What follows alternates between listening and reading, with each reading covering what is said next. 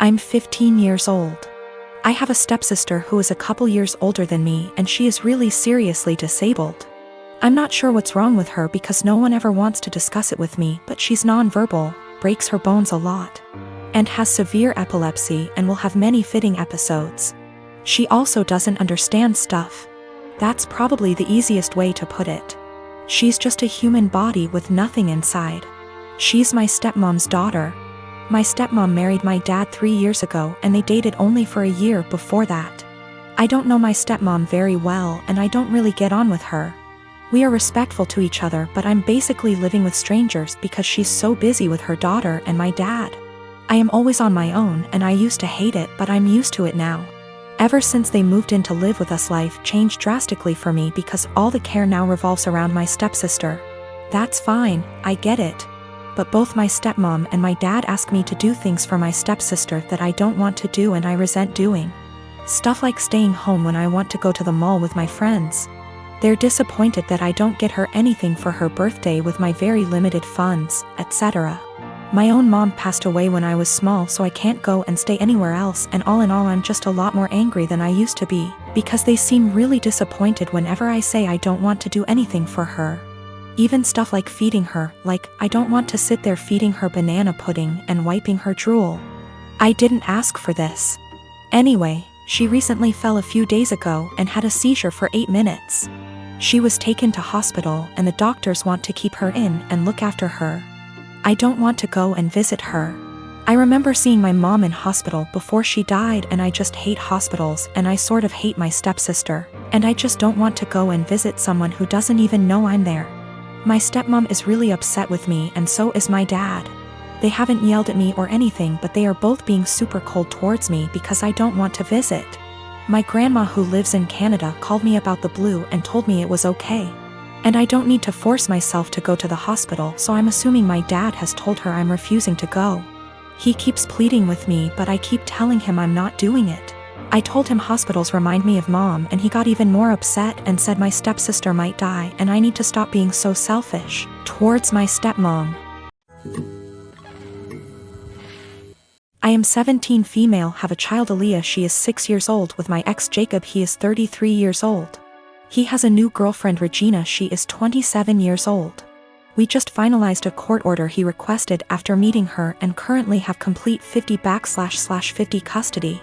Regina has always been a little too involved and believes that since she trains parents to parent, she knows everything.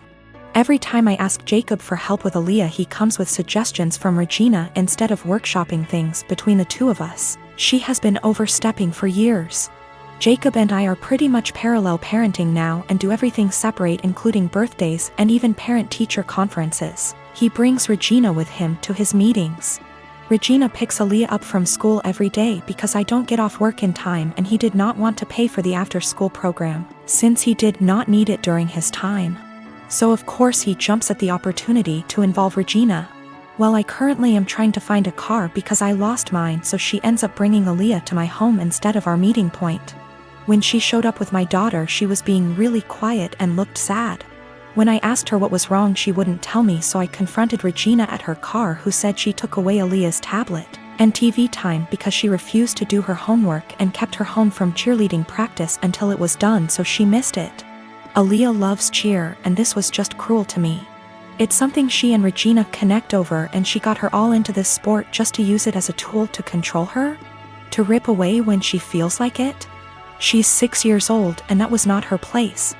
I have told her before she was not allowed to discipline, but she said, if she is going to have Regina in her care, she will have to discipline her, and since she does not yell or hit, she doesn't understand the problem. I told her she is not a mom and should not be acting like one. She said this is why Aaliyah has behavior issues in my care and left. I called Jacob and demanded that Aaliyah is put in the after-school program, and he refused, saying I was being ridiculous. But the parenting plan says no cruel punishments and that only the parents should lead most discipline. If he's doing what she says all the time, how is he leading? Now she is refusing to bring her to my home and I have to Uber to the meeting point, which is costing me loads of money. Is this something I take them back to court about? Edit to add that she keeps her for a couple hours after school until I get off. That's how she had enough time to discipline her. Yes, there is a clause about meeting partners. She's been around a few years. That's not the issue. She's just too involved in parenting and has been for a while. I feel like there are certain boundaries that should be in place and certain things only parents should handle, like discipline and PT conferences, etc. She claims she kept trying to get her to do her work, but she just refused, saying she wanted to play on her tablet instead. She should have called me or her dad when this happened. Cheerleading was Regina's idea. She was a cheerleader and pushed for Aaliyah to join. Aaliyah fell in love with it, and now I feel that Regina is using that to control Aaliyah. Do what I say or no cheer. She's 6. If she kept refusing to do her homework, she should have called me to discuss a consequence. If she's alone with Aaliyah during either parent's time, she needs to discuss with both parents what the course of action should be for discipline. She is not a teacher. She is not a professional we are paying for, therefore guidelines need to be followed. Back in November 2018, I was arrested at work in front of my boss and coworkers. It was the most humiliating thing I've ever experienced. I later learned at the police station that I was being charged with multiple felonies. This came as a huge surprise. Luckily, I was able to keep my wits and lawyer up instead of speaking with the detective. For $13,000, which completely wiped my savings, I was able to retain a criminal defense attorney. However, it cost me everything, and I was unable to pay my bond. This resulted in me staying in jail for a total of 54 days. At a status hearing, my attorney presented video evidence of me gassing up my car 3 hours away from where the crimes took place, and I ended up having all my charges dismissed. When I finally got out, I learned that I had lost my job, was in the process of being evicted, and my son was in the state's care. His mother is a heroin addict, and I haven't spoken to my own parents in nearly 15 years. They wouldn't let him go to my girlfriend because they didn't consider her family. Since my release, I've learned that I can't sue the police, and no one gives a shit that I was locked up for 54 days because the detective did poor investigation work. I've gone to the local press about this and was told that what happened to me happens quite a bit. They took down my info but never followed up. So what I did was create a website sharing my story.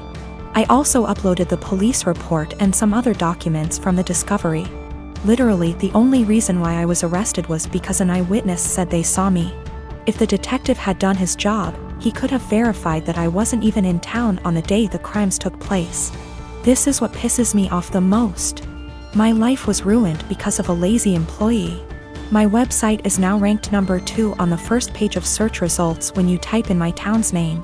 I live in a touristy town, and we attract a lot of visitors over the summer. My web traffic has more than quadrupled, and apparently it's gotten someone high up's attention. I received a cease and desist letter recently, which I showed to my attorney. He said sharing my experience online isn't illegal, and that everything I had stated was a fact or my own opinion, protecting me from a defamation lawsuit.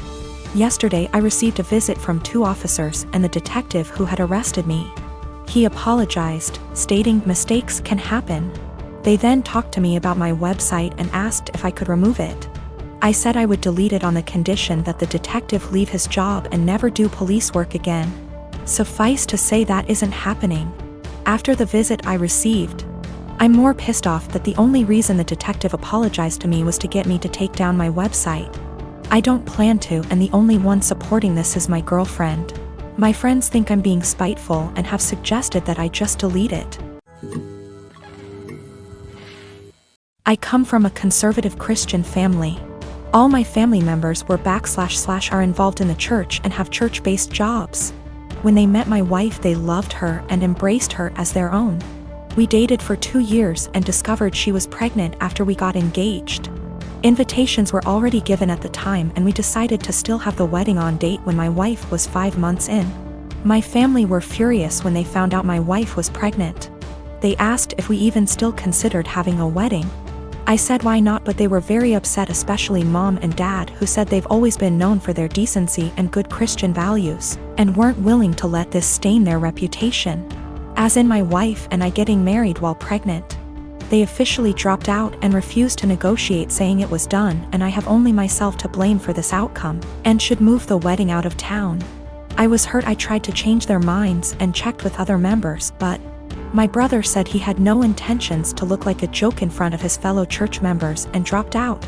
My aunt pretended to be sick and said she may not be able to make it, she's 100% healthy. My cousin said he had business trip and stopped his wife and kids from attending, and my uncle cussed me out, torn the invitation and kicked me out. I felt terrible with no family members of my own to support me and share my joy at my wedding. I even broke down crying after the ceremony. I haven't spoken to them for months and then got busy with my 4-week-old daughter. My cousin reached out to hand me gifts and well wishes for the birth of my daughter sent from my family. I returned everything. He sat with me on behalf of the family saying I shouldn't have returned gifts that were from my family who want to see and hopefully be involved in my daughter's life. He said Mom's longing to meet her grandbaby and everyone else is wanting to visit soon to celebrate my daughter's life. I asked him this question. I said, wasn't my daughter the reason why the entire lot of them abandoned my wedding? He just stared grudgingly as I went on about how they treated my daughter as something to be ashamed of and hide. My daughter at some point will ask about the wedding and I have no intentions on lying to her. He replied saying he guaranteed I got it all wrong and no matter what goes down between us I can never deny that my daughter is their granddaughter, //niece / etc. and they're her family. He asked that I arrange for them to visit but I refused. He kept pressing the idea but I shut him down. My wife says I should let them come but I still refused.